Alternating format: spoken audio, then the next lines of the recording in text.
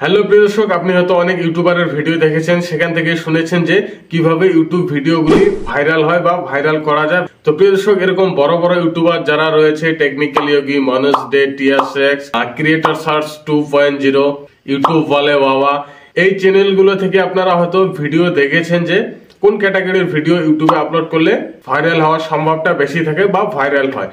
তো প্রিয় দর্শক, এখন কথা হচ্ছে সেই ভিডিওগুলি আপনি দেখেছেন, তাদের কথা মতো ভিডিও ক্রিয়েট করেছেন, কিন্তু আপনার কোনো কাজ হচ্ছে না।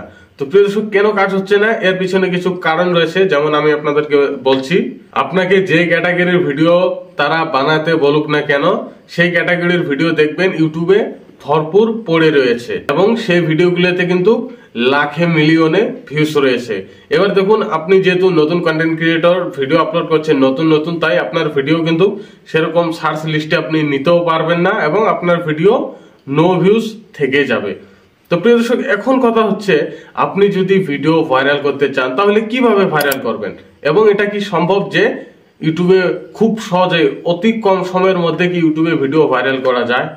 তো প্রিয় দর্শক, এটা প্রথমে আমি বলবো হ্যাঁ, এটা সম্ভব, কিন্তু আপনাকে একটু মেহনত করতে হবে। আপনাকে কি করতে হবে, আপনি দেখবেন ইউটিউবে 15টি ক্যাটাগরি রয়েছে। হ্যাঁ, আপনি যদি এমন একটি ক্যাটাগরি নিয়ে আসতে পারেন যে ক্যাটাগরিতে কোনো ভিডিওই নেই।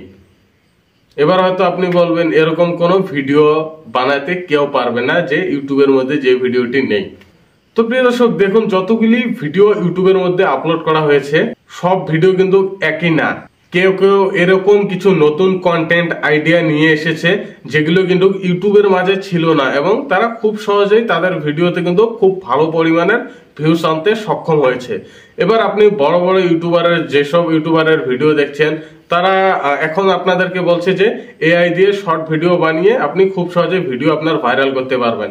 তার একটি ভিডিওতে, বড় বড় ইউটিউবাররা যখন একটি ভিডিও আপলোড করে তখন তার একটি ভিডিওতে কমসে কম 2 লাখ ভিউজ এসে যায়। এটা কমপক্ষে বললাম, হ্যাঁ। তো কমসে কম 2 লাখ ভিউজ এসে যায়। এবার আপনি ধরুন একজন বড় ইউটিউবার যেমন মনোজ ডে বলল যে কিভাবে এআই দিয়ে আপনি ভাইরাল শর্ট ভিডিও ক্রিয়েট করবেন। এবার ধরুন মনোজ ডের সেই ভিডিওতে 2 লাখ ভিউজ এসেছে। সেই ভিডিওটি যেহেতু 2 লাখ অডিয়েন্স দেখেছে, তাই তারা কি করবে, 2 লাখ অডিয়েন্সের মধ্যে হয়তো 1 লাখ, 1.5 লাখ এরকম অডিয়েন্স কিন্তু তারা কি করবে, শর্ট একটি চ্যানেল খুলে দেবে।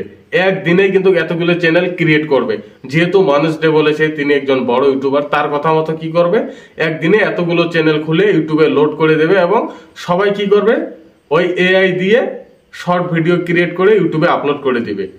তো দেখুন, একটি আইডিয়াতে, একটি নতুন আইডিয়া, যেহেতু বড় একজন ইউটিউবার বললো, তাই তার কথা মতো কিন্তু 1 লাখ, 1.5 লাখ চ্যানেল দিনে ক্রিয়েট হলো। এবার ভাবুন, এই 1-1.5 লাখ চ্যানেলে যখন একসঙ্গে একই ক্যাটাগরির ভিডিও আপলোড করবেন আপনারা, তাহলে নতুন হলেও যেহেতু বড় ইউটিউবার ভিডিও বানিয়েছে, সেই ক্যাটাগরিতে যদি আপনি কাম করেন তাহলে আপনার ভিডিও কিভাবে ভাইরাল হবে? যেহেতু এতগুলি ভিডিও একদিনে আপলোড করা হবে ফুল জোশে এসে, যে মানুষ ডে বলেছে এই ক্যাটাগরিতে ভিডিও বানালে ইউটিউবে ভিডিও ভাইরাল হবে।